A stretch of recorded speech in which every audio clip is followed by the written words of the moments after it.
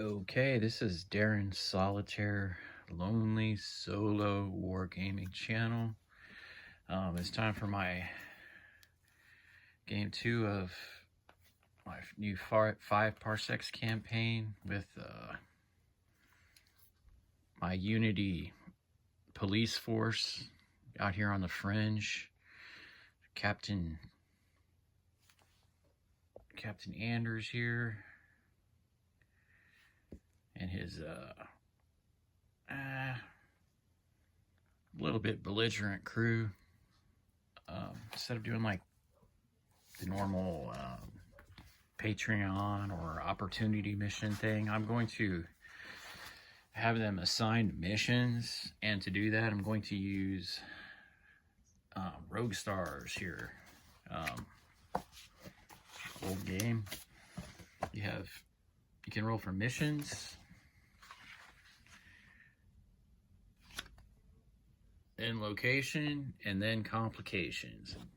You add them together and you come up with something, and then I'll roll for my enemies from the opportunity mission table in the 5 Parsecs book.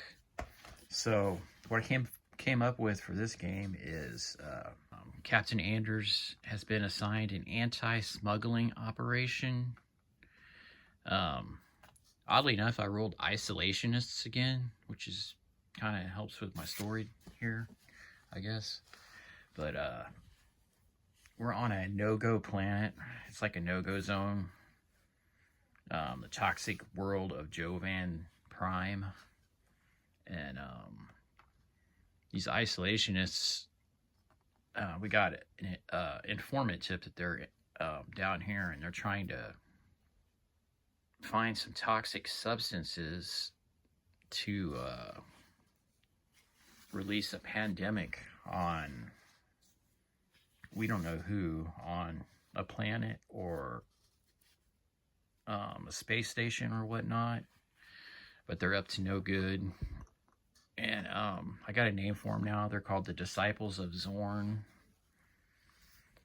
And yeah, they worship some sort of mythos type deity, and they're trying to bring around the destruction of the world. We've got 2 specialists here. They've got these nasty bladed, they seem more like brutal melee weapons, but maybe that's what I'll use them for this time, is just brutal melee weapons instead of power claws. And then these 4 just have military rifles, and here's the leader. Looks like there's 7. As far as my crew, we've got Captain Anders. This is Petronius 5, the bot with his plasma cannon. Then we have our 2 grunts, Big Leland and Piper. And we have a new addition, which is Sergeant Dax, because our medical officer, Dr. Lenora, was injured. She's out for one game turn. And unfortunately, this guy right here, he's our science officer, Dr. Xerxes. He got in a bar brawl they stay at the Wayne Tanaka station in space until they're sent out on a mission out here in the fringe. And it's more of a corporate run station, so Unity is not the top force there, the top law enforcement. They're kind of on the edge of their jurisdiction, you know, maybe not. But he's kind of like a little bit of a rogue cop, I guess, kind of like what is it? I watched a movie, I think the day before yesterday, called Den of Thieves. It was basically that movie Heat from the 90s, but updated. I mean, they like started out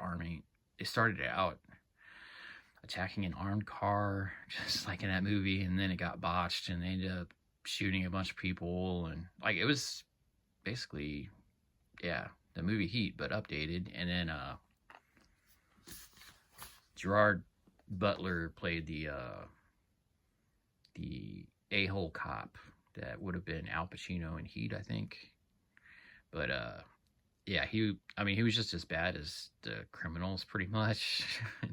So I'm gonna say he's kind of like that guy. He's like hanging out, getting wasted at bars, and picking up strippers and all that stuff. So the fact that he got into a fight with some pirates, and now they're rivals. We have some rivals, some pirates. They want to stab us in the back or somewhere. They want to nail us to the wall out here somewhere because of him. And he's out for 2 turns because of that. Piper got into an argument with the rest of the crew. So she's going to refuse to do any tasks this mission because she's PO'd. But she will participate in battle normally. So she's basically just going to not give a shit about protecting the 2 dots out there that we're going to be protecting to try to keep the isolationists from getting the toxic substance and then getting off the board with it is the main goal of our game here. Oh, and this guy right here,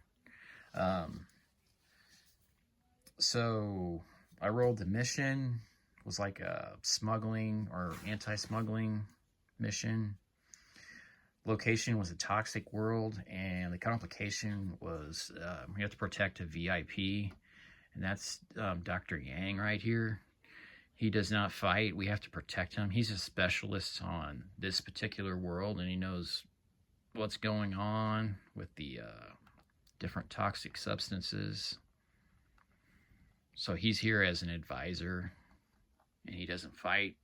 I think I'm going to have him stay with Petronius 5, and then I'm going to have this group of 3 kind of stay together, and he'll probably stay over there with them.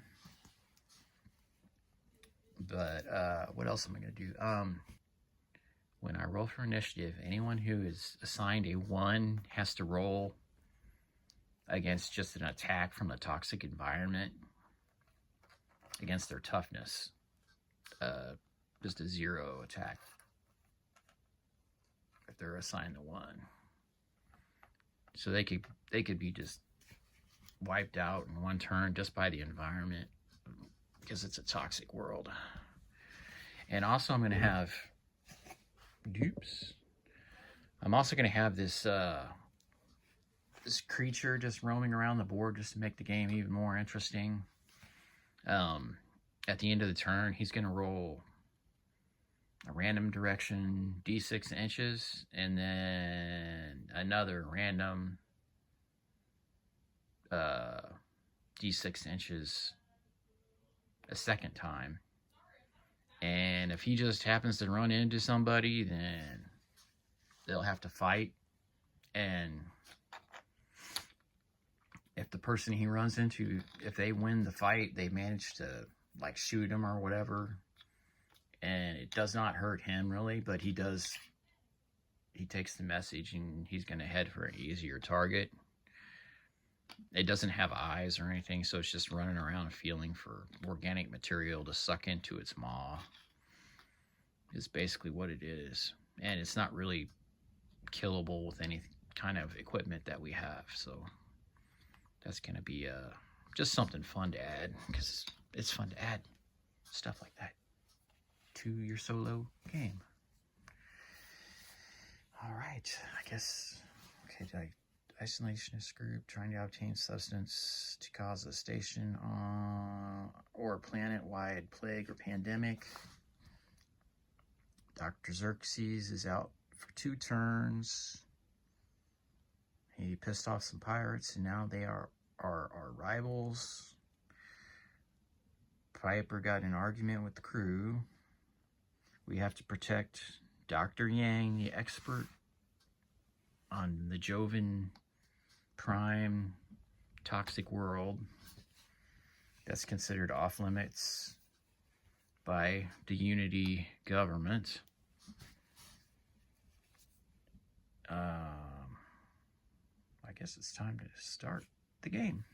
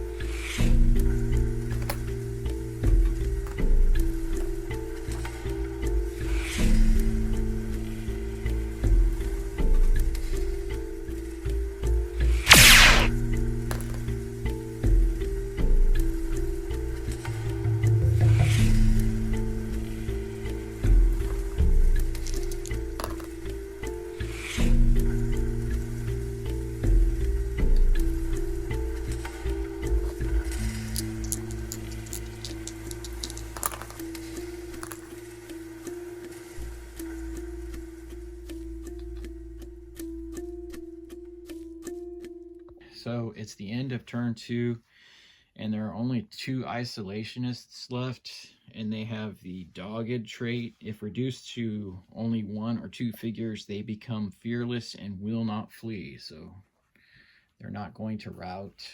And it's also time to roll on the battle events table. So I rolled 61, a desperate plan. A random figure in your crew cannot act next round, but instead select another figure of choice that may act in both the quick and slow action phases. So we'll do 1. He didn't get shot. Just fell over, I think. Okay. 1, 2, 3, 4, 5. If I roll a 6, I'll just roll again, I guess.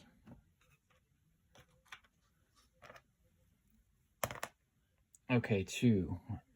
So, Captain Anders cannot act for some reason, and I get to pick somebody to act twice. I'm going to pick Piper to act twice, because she's been such a badass, and she's taken out 2 enemies already. But, alright, on to turn 3.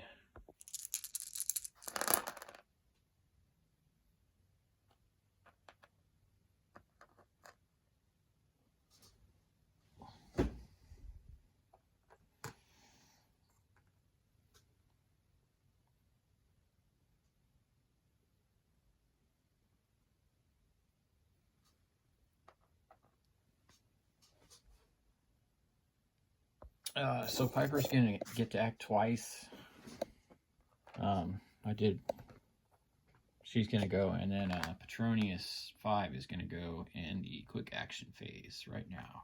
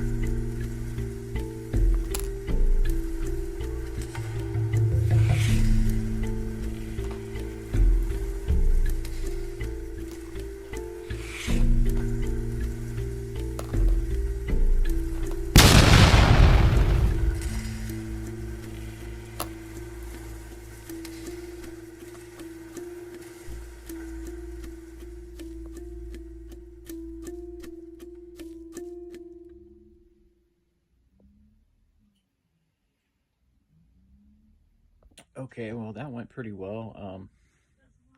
I think Piper ended up shooting 4 enemies.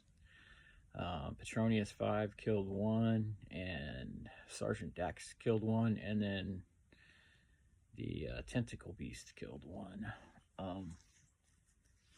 So I guess